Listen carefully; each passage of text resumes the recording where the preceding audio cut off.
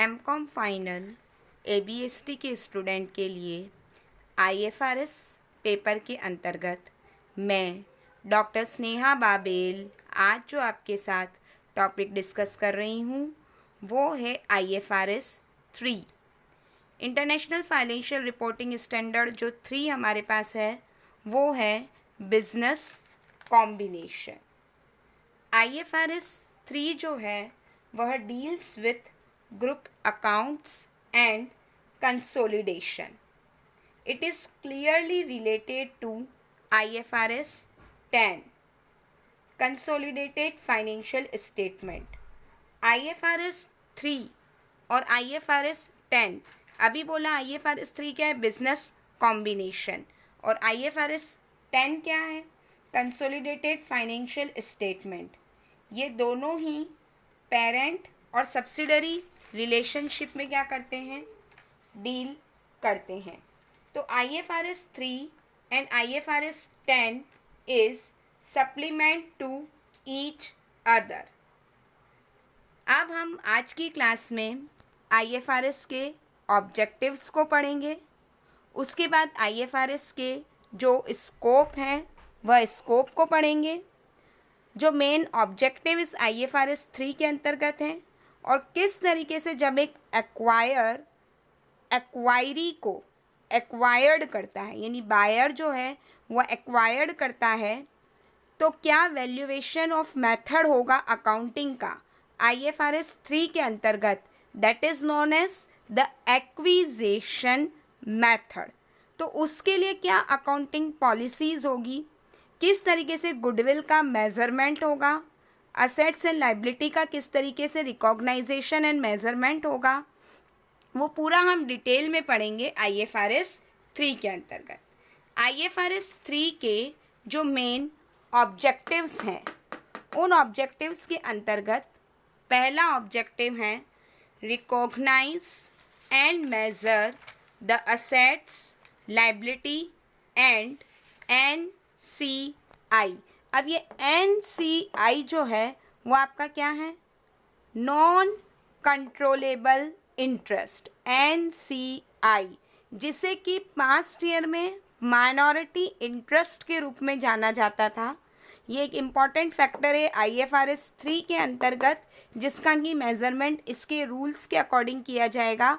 NCI, recognise and measure the goodwill, और जो भी इसके बारे में डिस्क्लोजर्स हैं वह डिस्क्लोजर्स जो हैं वो पता लगाना। तो the objective of this IFRS is to improve the relevance, reliability and comparability of the information that a reporting entity provides in its financial statement about a business combination and its effect।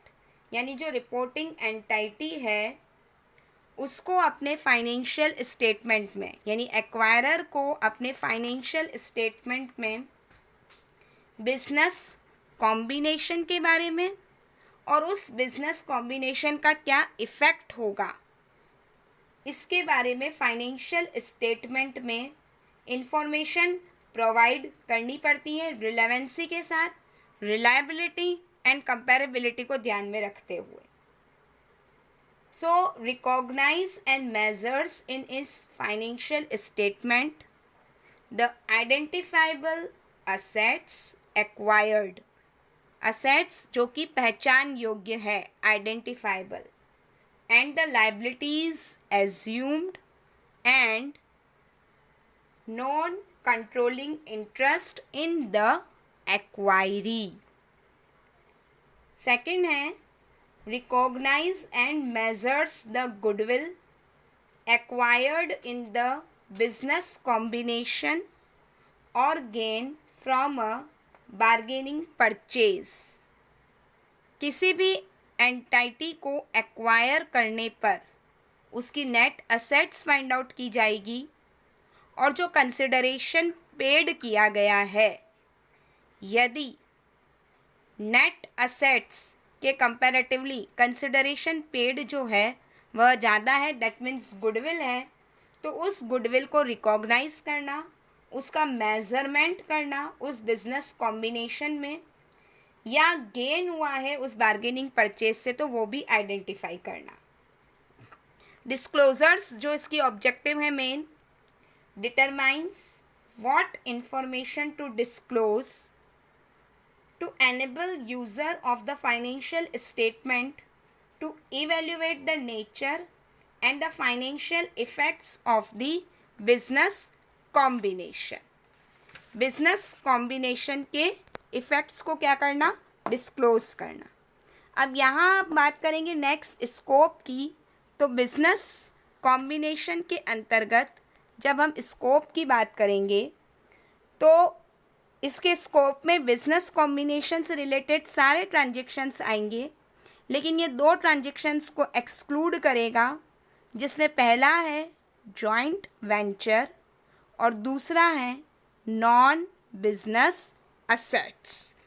जब हम scope पढ़ते हैं तो scope के अंतर्गत this IFRS applies to a transaction और other event that meets the definition of business combination की definition जो भी क्लियर करते हैं वो सारे ट्रांजेक्शन जो है वो इसमें आएंगे, but this IFRS does not apply to first the formation of joint venture जिसके लिए सेपरेट IFRS है, and the acquisition of an assets or a group of assets that does not constitute a business, यानी business होने के लिए input हो, उस पर प्रोसेसिंग हो और फिर आउटपुट हो।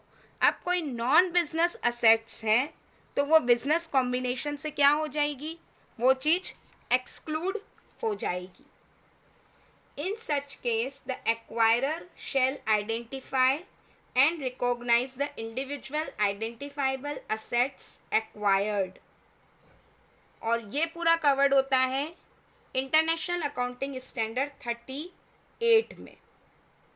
अ कॉम्बिनेशन ऑफ एंटिटीज और बिजनेस अंडर कॉमन कंट्रोल, वो भी IFRS 3 के स्कोप में जो है वो मेजर नहीं होगा, यानी IFRS 3 के अंतर्गत आइडेंटिफाई करनी है एक बिजनेस कॉम्बिनेशन को, an entity shell determine whether a transaction or other event is a business combination by applying the definition in this IFRS, which requires that the assets acquired and the liability assumed constitute a business. business होना ज़रूरी है।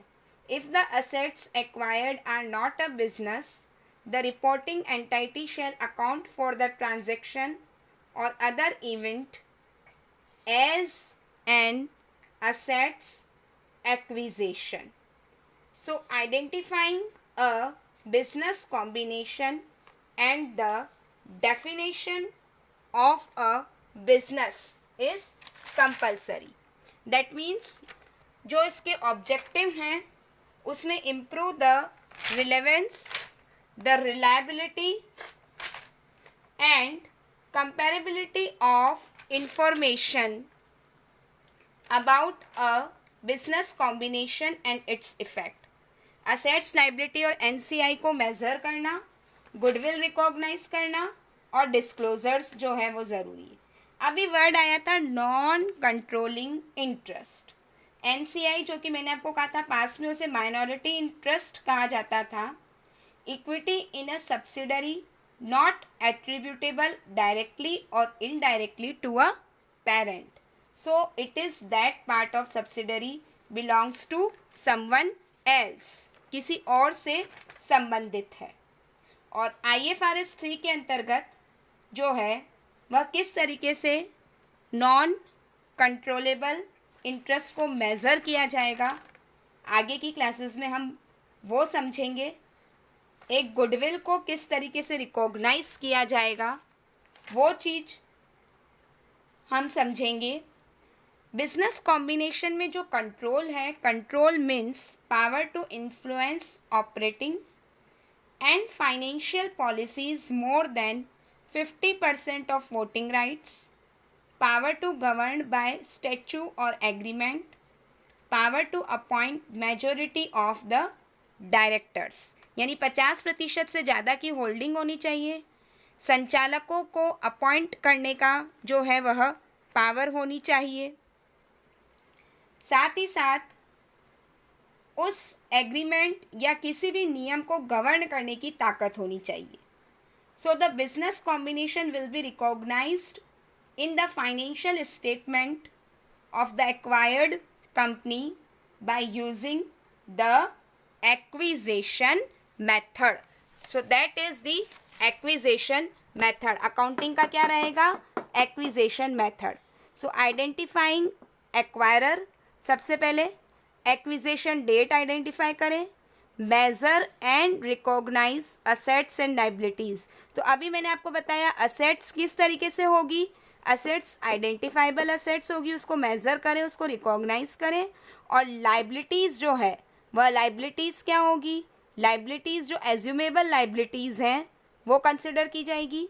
Measure NCI that is non controlling interest. किसी भी company में 80% holding company parent company के पास है, 20% share other than parent company है और सब्सिडरी कंपनी में, तो 20% is known as non controlling interest, जिसे कि पास्ट ईयर में क्या कहा जाता था? माइनॉरिटीज़. उसके बाद में डिटरमाइन गुडविल और gain on a bargaining purchase. इसी में हमारा एक टॉपिक और है कि एक्विजिशन कॉस्ट अगर आती है या एक्सपेंसेस आते हैं तो लीगल एक्सपेंसेस है, प्रोफेशनल फीस है, ये must be expend in the period they are incurred, यानी जिस पीरियड में वो इनकर्ड किए गए हैं उसी पीरियड में उसको हमें क्या करना है? उसी पीरियड में उस चीज़ को एक्सपेंसेस को रिकॉर्डेड जो है वो करना है. इस तरीके से IFRS 3 जो है, जो क्लोजली रिलेटेड है IFRS 10 के अंतर्गत, वह इस तरीके से बतलाता है कि क्या इसके ऑब्जेक्टिव्स हैं बिजनेस कॉम्बिनेशन से रिलेटेड, क्या इसका स्कोप है और किस तरीके से एक्विजिशन मेथड को अप्लाई किया जाएगा अकाउंटिंग के लिए. Thank you.